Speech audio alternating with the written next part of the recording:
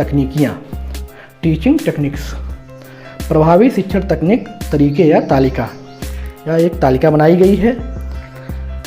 पहला है संसाधनों से पूर्ण कक्षा कक्ष का वातावरण, कक्षा प्रबंधन, बैठक व्यवस्था, रोचक प्रस्तावना।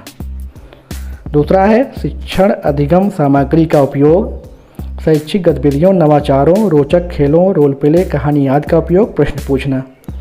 तीसरा सीखने के लिए बातचीत, बच्चों के लिए कार्यपत्रक, सभी को शामिल करना, समूह कार्य, जोड़ी में कार्य, परिवेशीय संसाधनों का उपयोग।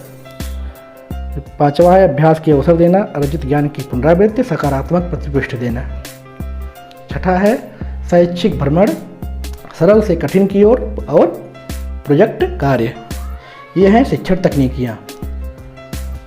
इस हिसाब से हमको जन कौशल शिविर में पढ़ाना है, शिक्षण कार्य करना है, हर समूह को अलग अलग तकनीक से। और नंबर आता है शिक्षण तकनीक 1, संसाधनों से पूर्ण कक्षा कक्ष का वातावरण। इसमें पहला बिंदु है कक्षा कक्ष का वातावरण शिक्षण अधिगम प्रक्रिया को बहुत प्रभावित करता है। यदि कक्षा कक्ष रोचक एवं आकर्षक चित्रों, लेखन, विषयगत शिक्षण सामग्रियों, अनुपूरक पठन पाठन संसाधनों आदि से परिपूर्ण है तथा उसमें बच्चों द्वारा किए गए कार्य प्रदर्शित किए गए हैं, तो ऐसे वातावरण में बच्चे निश्चित रूप से पढ़ने के लिए तत्पर होंगे। इसके लाभ क्या होंगे? बच्चे उत्साहित होंगे, सीखने में आनंद आएगा, अवधारणाओं को समझने में आसानी होगी, बच्चे एक दूसरे की सहायता करके सीखेंगे, बच्चे परस्पर एक दूसरे से सीखेंगे, आकर्षण वातावरण होने से रचनात्मक प्रवृत्ति में वृद्धि होगी। इसका एक उदाहरण भी बताया गया है। इस तकनीक को निम्नलिखित शिक्षण प्रक्रिया द्वारा बेहतर ढंग से समझा जा सकता है। उदाहरण द्वारा इसे बताया गया है। इसमें कक्षा 3 ली गई है, विषय हिंदी लिया गया है। लर्निंग आउटकम, बच्चे संज्ञा शब्द को पहचानते हैं, ये उनकी शैक्षिक संप्राप्ति है।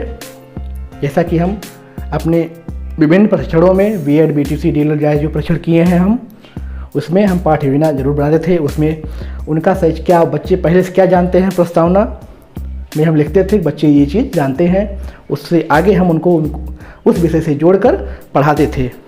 वही चीज़ इसमें भी है। आवश्यक सामग्री इसमें बताई गई है और शिक्षण प्रक्रिया क्या है वो बताया गया है। एक क्लासरूम है, ये पहला बिंदु है, एक क्लासरूम दिया गया है यहाँ। दूसरा बिंदु है, तीसरा बिंदु, चौथा, पांचवा, समीकरण। दूसरा है शिक्षण तकनीक 2, कक्षा प्रबंधन व बैठक व्यवस्था। कक्षा प्रबंधन बच्चों की अध्ययन प्रक्रिया में भागीदारी को बहुत सीमा तक प्रभावित करता है। इसलिए आवश्यक है कि शिक्षक अपनी कक्षा इस प्रकार से नियोजित करे जिससे सभी बच्चों को प्रतिभाग करने और सीखने का पर्याप्त अवसर मिले। प्रायः शिक्षक बच्चों को एक ही प्रकार की पंक्तियों में बैठाकर पूरे वर्ष शिक्षण कार्य करते रहते हैं, जो अरुचिकर ही नहीं अनुचित भी होता है। शिक्षक को इसे गंभीरतापूर्वक लेना होगा और उन्हें समय समय पर कक्षा में बैठक व्यवस्था को निम्नांकित रूप से परिवर्तित करते रहना चाहिए। समय समय पर बच्चों को अर्धचंद्राकार आकृति में बैठाएं, विभिन्न क्षमताओं वाले बच्चों को जोड़ी बनाकर बैठाएं।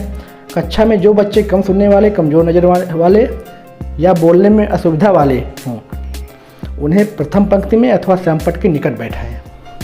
कभी कभी बच्चों को छोटे छोटे समूहों में बैठाकर कक्षा शिक्षण करें। इसके लाभ क्या होंगे इसमें बताया गया है। इनको जो कम सुनने वाले हैं, कमज़ोर नज़र वाले हैं, कम बोलने वाले हैं, शर्मीले बच्चे, सभी को सीखने में मदद मिलेगी। इन्हें इस प्रकार बैठाना है। शिक्षक कक्षा के सभी बच्चों पर ध्यान रख पाएंगे। विभिन्न क्षमताओं वाले बच्चे आपस में एक दूसरे को से सीखेंगे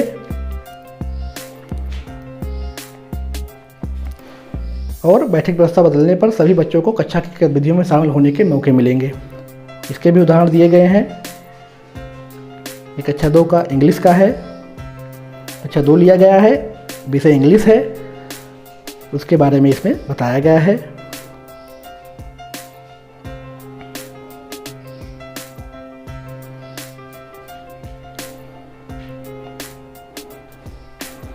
तीसरा शिक्षण तकनीक 3, रोचक प्रस्तावना।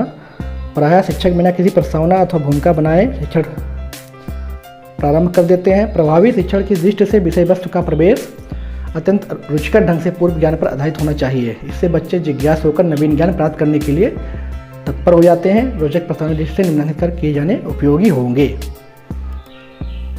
किसी रोचक घटना या दृष्टांत को सुनाकर पाठ्यवस्तु का प्रारंभ, पूर्व ज्ञान पर आधारित प्रश्न पूछकर, रुचिकर कविता गीत सुनाकर, समसामयिक घटनाओं को बताकर। लाभ क्या होंगे? बच्चों में उत्सुकता बढ़ेगी, शिक्षक के कथनों को ध्यानपूर्वक सुनेंगे, बच्चे अनुशासित रहेंगे, बच्चों में नवीन ज्ञान प्राप्त करने की उत्सुकता रहेगी।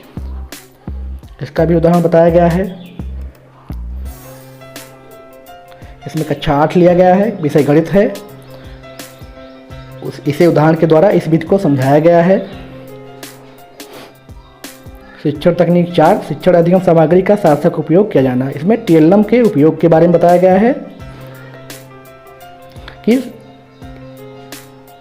शिक्षण अधिगम सामग्रियों के प्रयोग से स्थानीय संसाधनों का उपयोग किया जाना अधिक उपयोगी होता है। कुछ प्रमुख शिक्षण अधिगम सामग्री इस प्रकार हैं: चार्ट्स, पाई चार्ट्स, ग्लोब, शैक्षिक खेल, सांप सीढ़ी, लूडो, गिनतारा, फ्लैश कार्ड आदि। चित्रकथाएं, मॉडल, डॉयस, ऑडियो वीडियो, ज्यामितीय कृतियाँ, अवधारणा, मानचित्रण, नेपियर स्केल, स्वयं अपनी कक्षा के बच्चे। इसके लाभ क्या मिलते हैं? बच्चों को स्वयं करके सीखने के अवसर प्राप्त होते हैं, कक्षा जीवंत उठती है, बच्चे पाठ में रुचि लेंगे, बच्चों की विषय वस्तु पर स्पष्ट समझ बनेगी। इसमें कक्षा 7 लिया गया है, बता रहे हैं जो है शैक्षिक गतिविधियाँ, नवाचार, रोचक खेल, रोल प्ले, कहानी आदि। आमतौर पर शिक्षक अपने पाठ्य विषयों की आवश्यकता अनुसार बच्चों को समूहों में बांटकर शैक्षिक गतिविधियाँ, खेलों का आयोजन करते हैं। कक्षा की फर्श पर ग्रिड गेम, सांप सीढ़ी, लूडो आदि खेलों का अस्थायी तौर पर बनाकर बच्चों को खेल के माध्यम से सीखने का अवसर मिलता है। कुछ शिक्षक पढ़ाए गए विषयों को पुनर्वलन की दृष्टि से रोल प्ले के माध्यम से विषय वस्तु का बोध कराते हैं। भाषा शिक्षक प्रायः बच्चों को हाव भाव से कहानी सुनाते हैं, जो बच्चों के लिए रुचिकर होने का अनवर्धक सिद्ध होती है। इसके लाभ क्या होंगे? बच्चे रोचक गतिविधियाँ, खेलों, कहानी आदि में उत्साहपूर्वक भाग लेंगे। बच्चे एक दूसरे की सहायता सहयोग करेंगे, एक दूसरे से सीखेंगे, रोचक गतिविधि में आनंद मिलेगा उन्हें और सृजनात्मकता का विकास होगा, क्रिएटिविटी की। इसे भी उदाहरण के द्वारा समझाया गया है। इसमें कक्षा 8 लिया गया है, विषय विज्ञान लिया गया है।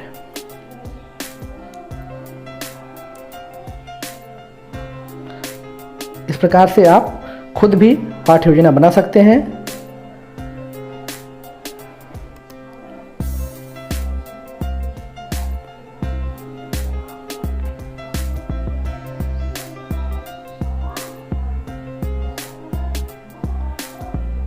इसमें देखिए कक्षा 2 लिया गया है, विषय गणित लिया गया है। इस उदाहरण में ये हम पाठ्य योजना, शैक्षिक पाठ्य योजना भी इसके माध्यम से हम बना सकते हैं। इसका वीडियो हम बाद में बनाएंगे। अभी हम शैक्षिक तकनीकों के बारे में जान लें।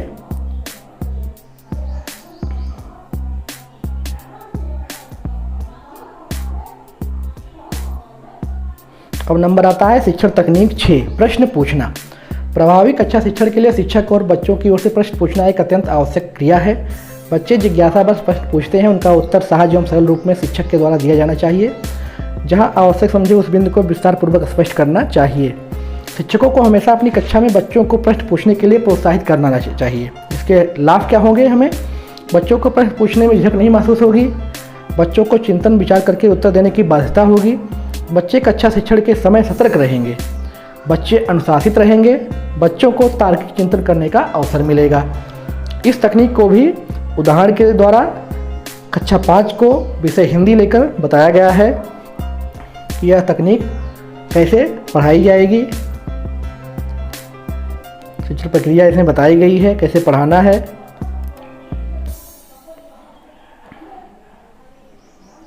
इसमें उदाहरण 2 कक्षा 3 है, विषय हिंदी है।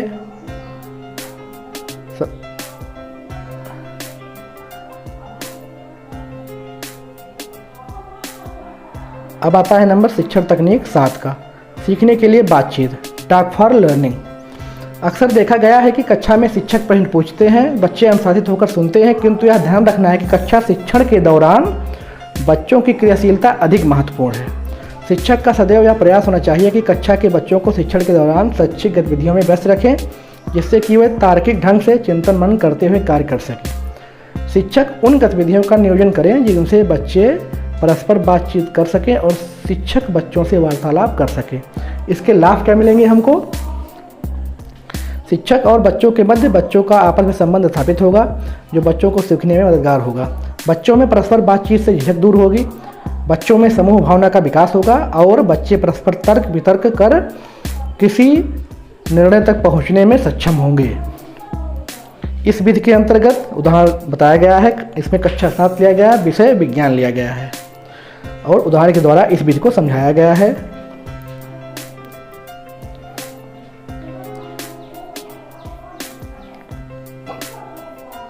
उदाहरण 2 है, कक्षा 5 लिया गया है, विषय हिंदी लिया गया है, इसे भी इस विधि से समझाया गया है। आपको जानकारी होगी कि ध्यानाकर्षण मॉड्यूल जो है कक्षा 3 से कक्षा 8 तक के बच्चों के लिए है। उन्हें पढ़ाने की विधियां इसमें बताई गई, तकनीकें बताई गई हैं। अब नंबर आता है शिक्षण तकनीक 8, बच्चों के लिए कार्यपत्रकों का उपयोग, यूज ऑफ वर्कशीट। शिक्षक द्वारा विषय वस्तु के प्रस्तुतीकरण के बाद बच्चों की स्पष्ट समझ विकसित करने के उद्देश्य से संबंधित विषय के कार्यपत्रक यानी वर्कशीट तैयार कर समूहों में बांटकर बच्चों को स्वयं कार्य करने के अवसर दिए जा सकते हैं। इससे बच्चों में तार्किक चिंतन के साथ साथ अभ्यास के अवसर मिलते हैं। जैसे गणित विषय में लाभ हानि पढ़ाने के पश्चात कार्यपत्रक में कुछ वस्तुओं के नाम, उनके क्रय मूल्य और विक्रय मूल्य अंकित कर लाभ हानि की गणना कराई जा सकती है।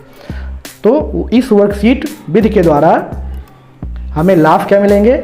बच्चों को कार्यपत्रक पर कार्य करने में आनंद आएगा, बच्चे स्वयं करके सीखेंगे, बच्चे तार्किक आधार पर निर्णय लेंगे, शिक्षकों को अभ्यास कराने में आसानी होगी और बच्चे एक दूसरे की मदद करते हुए परस्पर सीखेंगे। इस विधि को भी उदाहरण के द्वारा समझाया गया है। इसमें कक्षा 5 ली गई है और विषय गणित लिया गया है। इसमें लर्निंग आउटकम में क्रय मूल्य और विक्रय मूल्य को बताया गया है। इसमें देखिए एक चार्ट बनाया गया है, सारणी, उसी में सवाल को दिखाया गया है। अब नंबर आता है शिक्षण तकनीक 9 का, सभी को शामिल करना। कक्षा शिक्षण से पूर्व शिक्षक को यह अवश्य चिंतन करना चाहिए कि हमें कौन सा विषय पढ़ाना है तथा इसके लिए उन्हें कौन सी शैक्षिक गतिविधियों का चुनाव करना है, ताकि कक्षा के सभी बच्चे शामिल हो सकें, जैसे कहानी सुनाना, प्रयोगात्मक कार्य, समूह गान आदि। इसके लिए शिक्षक कई प्रकार की गतिविधियों का उपयोग कर सकते हैं। तो इस विधि से हमें क्या लाभ मिल सकता है? शिक्षक सभी बच्चों पर व्यक्तिगत ध्यान दे सकेंगे, सभी बच्चे शैक्षिक गतिविधियों में प्रतिभाग करेंगे, बच्चे एक दूसरे की मदद करेंगे, सीखने में पीछे छूट जाने की संभावना कम हो जाएगी यदि सभी बच्चे समूह में बैठेंगे। इसमें उदाहरण के द्वारा इसे भी समझाया गया है। इसमें कक्षा 7 लिया गया है, विषय विज्ञान लिया गया है और लर्निंग आउटकम में छात्रों को बल की संकल्पना, उसके प्रकार तथा व्यवहारिक उपयोग की समझ है। इस आधार पर यह उदाहरण बताया गया है। इसमें पेशीय बल, गुरुत्वीय बल, घर्षण बल का दैनिक जीवन में उपयोग, ये सब बताया गया है। दूसरा उदाहरण कक्षा 6 का है, विषय गणित है।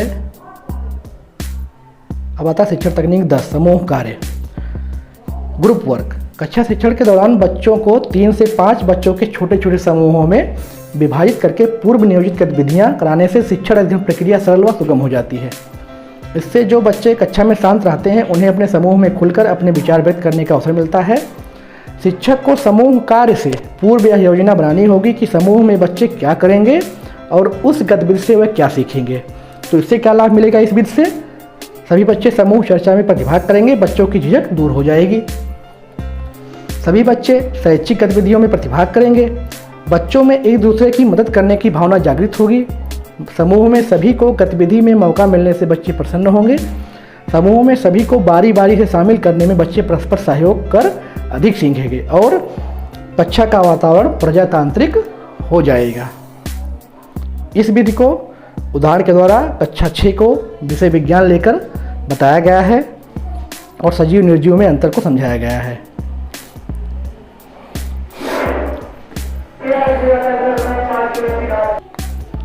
अब है शिक्षण तकनीक 11, जोड़ी में कार्य, पेयर वर्क। शिक्षक सामान्य कक्षा शिक्षण में आवश्यकता के अनुसार 2 बच्चों की जोड़ी बनाकर पढ़ने तथा अन्य गतिविधियों का अभ्यास कराते हैं। जोड़ी बनाने का कार्य यदि सुविचारित ढंग से किया जाए तो परिणाम उत्साहवर्धक हो जाते हैं। जोड़ी में एक बच्चा तीव्र गति से सीखने वाला होना चाहिए ताकि दूसरा बच्चा उससे लाभान्वित हो। जोड़ी बनाने के साथ जोड़ी में उन्हें क्या कार्य दिया जाएगा, इसकी योजना शिक्षकों को पूर्व में ही बना लेनी चाहिए। तो इसका क्या लाभ मिलेगा, जोड़ी बनाकर बच्चों को बिना भय संकोच अपने कक्षा मित्र साथी के साथ विचार विमर्श का मौका मिलेगा। जोड़ी में बच्चे एक दूसरे से सीखेंगे, एक दूसरे से वाद भी करेंगे। जोड़ी में बच्चे तर्क वितर्क करके किसी समस्या का समाधान खोजेंगे। इसे भी उदाहरण के द्वारा समझाया गया कक्षा 3 को लेकर, विषय गणित को लेकर। अब नंबर आता है शिक्षण तकनीक 12, परिवेशीय संसाधनों का उपयोग, use of locally available resources. प्रायः शिक्षक शिक्षण प्रक्रिया में टेलम की अनुपलब्धता के बारे में कहते सुनते देखे जाते हैं। संभवतः ऐसे शिक्षक अपना ध्यान प्रकृति की ओर आकृष्ट नहीं करते हैं। वास्तव में प्रकृति ही प्रयोगशाला है। यदि हम ध्यानपूर्वक देखें तो हमारे स्कूल में, कक्षा में, गांव में, घर में और हमारे चारों ओर शिक्षण सामग्री उपलब्ध है। हमें थोड़ा गौर से देखना होगा।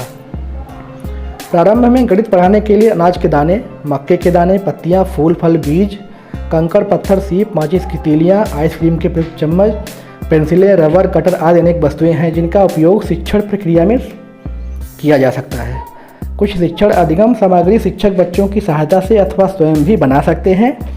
शिक्षक के थोड़े से प्रयास के द्वारा स्थानीय संसाधनों का उपयोग करके कक्षा शिक्षण किया जा सकता है। तो इसका क्या लाभ मिलेगा, यह स्थानीय स्तर पर आसानी से उपलब्ध हो जाएंगे, मुफ्त अथवा कम पैसों में मिल जाएंगे। बच्चे इन वस्तुओं से पूर्व परिचित होते हैं, इसलिए इनका उपयोग उन्हें रुचिकर लगेगा। अवधारणाओं को स्पष्ट करने में आसानी होगी। इनके टूटने, फूटने या नष्ट होने पर किसी कठिनाई का भी अनुभव नहीं होगा। इस विधि को भी उदाहरण के द्वारा समझाया गया कक्षा 6 को लेकर, विषय विज्ञान को लेकर। इसमें वाष्पीकरण और संघनन का अर्थ और उसका दैनिक जीवन में उपयोग बताया गया है। अब नंबर आता है शिक्षण तकनीक 13, अभ्यास के अवसर देना, अपॉर्चुनिटी फॉर प्रैक्टिस। किसी अवधारणा को जान लेने के बाद उसकी अच्छी समझ बनाने के लिए अभ्यास की आवश्यकता होती है। आपने गणित और अंग्रेजी विषय के अध्यापकों को देखा होगा कि वे पहले किसी अवधारणा जैसे noun, pronoun, verb, adjective, adverb, लाभ, हानि, प्रतिशत, दशमलव आदि को अनेक प्रकार से स्पष्ट करते हैं और इसके बाद सभी बच्चों को अभ्यास प्रश्न देकर अपने आप अभ्यास करने का अवसर देते हैं। बार बार अभ्यास करने से विषय वस्तु की अच्छी समझ बन जाती है। कक्षा शिक्षण के पश्चात निरंतर अभ्यास दिया जाना विज्ञान, भाषा आदि विषयों में अनिवार्य रूप से किया जाना चाहिए। तो इसका लाभ क्या होगा, बच्चों में संबंधित दक्षताओं की अस्थायी समझ बनेगी, बच्चों को स्वयं करके सीखने का मौका मिलेगा, बच्चों को बार बार अभ्यास करने में सफलता प्राप्त होने पर संतुष्टि मिलेगी। यह है शिक्षण तकनीक 14, अर्जित ज्ञान की पुनरावृत्ति। सामान्य कक्षा शिक्षण में शिक्षक प्रायः विषय वस्तु को अनेक प्रकार से प्रस्तुत करते हैं। संप्रेषण की दृष्टि से अध्यापक अनेक उदाहरण देकर उसी तथ्य को बार बार दोहराते हैं। शिक्षक द्वारा अनेक तरीकों का प्रयोग करते हुए बार बार दोहराना, पुनरावृत्ति करना विषय वस्तु को ग्राह्य बना देता है। अधिकांश बच्चे पुनरावृत्ति करने से लाभान्वित होते हैं। उदाहरणतः जिस प्रकार स्प्रिंग की लंबाई 3-4 फुट होती है, लेकिन उसमें प्रयुक्त तार की लंबाई 2-2.5 गुना अधिक होती है। उसी प्रकार कक्षा में शिक्षक किसी एक अवधारणा को स्पष्ट करने के लिए अनेक बार पुनरावृत्ति करते हैं।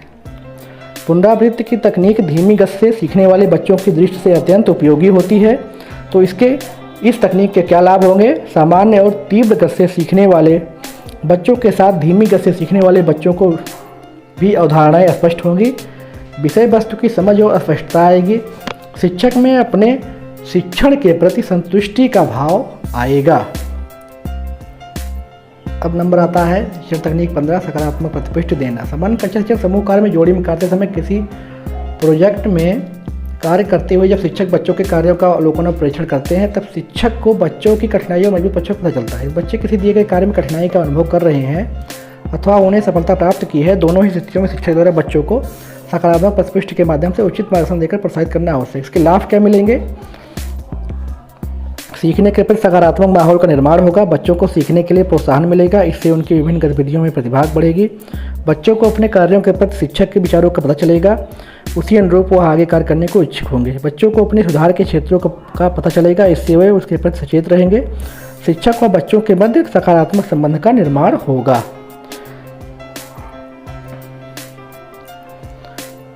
शिक्षण के अब है शिक्षण तकनीक 16, शैक्षिक भ्रमण। शिक्षण के अंतर्गत शैक्षिक भ्रमण का सीखने की प्रक्रिया में अत्यंत महत्वपूर्ण स्थान है। शिक्षक वर्ष में 2-3 बार सुविधानुसार कक्षा के बाहर विद्यालय के बाहर किसी अन्य महत्वपूर्ण स्थान पर शैक्षिक भ्रमण के लिए बच्चों को ले जाएं। शैक्षिक भ्रमण से पूर्व शिक्षक और बच्चे मिलकर तैयारी कर लें। शिक्षक भ्रमण के दौरान बच्चों के प्रश्नों का उत्तर देते हुए उनका मार्गदर्शन करेंगे। इससे लाभ क्या मिलेगा? स्थलीय अवलोकन से बच्चों को प्रत्यक्षता जो अनुभव प्राप्त होगा वह पुस्तकीय ज्ञान को पुष्ट करेगा। स्थलीय भ्रमण से तथ्यों की स्फुटता होगी। बच्चे आनंदपूर्वक बिना भय, डर, संकोच के वस्तुओं का प्रत्यक्ष अनुभव करके सीखेंगे। बच्चों और शिक्षक के मध्य सहजता आएगी। भ्रमण के दौरान बच्चे एक दूसरे से सीखेंगे। अवलोकन की हुई चीज़ों या अन्य स्थानों के बारे में स्वयं अपनी भाषा में लिखने की दक्षता विकसित होगी। शिक्षण तकनीक 17 सरल से कठिन की ओर, सिंपल टू कॉम्प्लेक्स।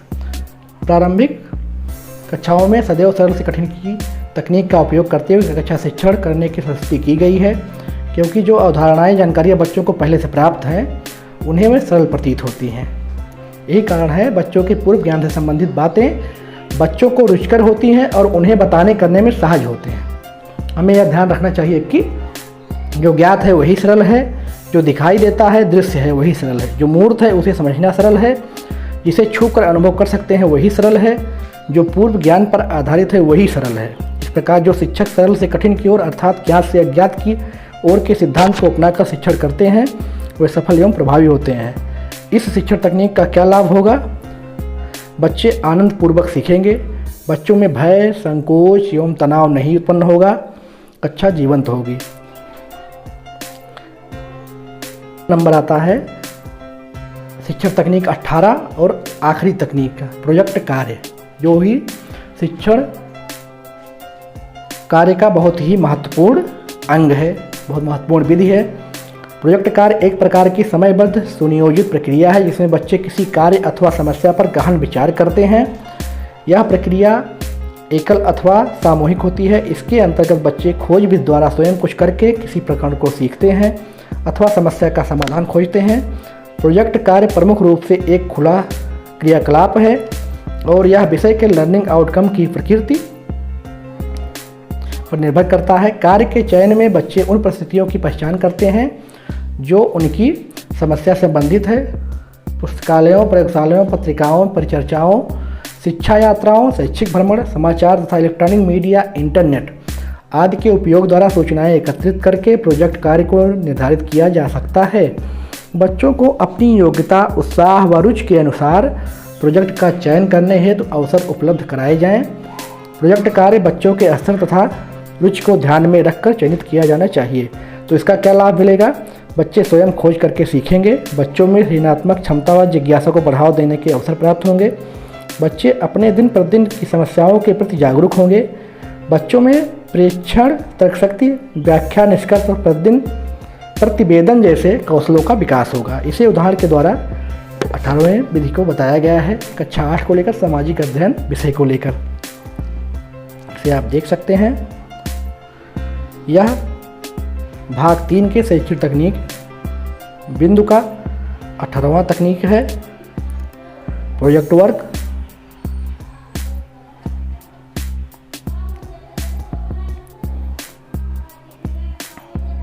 इसे इस प्रकार बनाया जाता है। इस प्रकार भाग 3 ध्यानाकर्षण मॉड्यूल का भाग 3 यहीं पर संपन्न होता है। आशा करता हूँ कि आप लोगों को हमारा यह वीडियो भाग 3 हमने इसको 2 भागों में बांटकर बनाया है, कैसा लगा है यह आप कमेंट में ज़रूर बताइएगा। और भाग 4 जल्द ही आप लोगों की समझ लेकर मैं उपस्थित होऊंगा। धन्यवाद।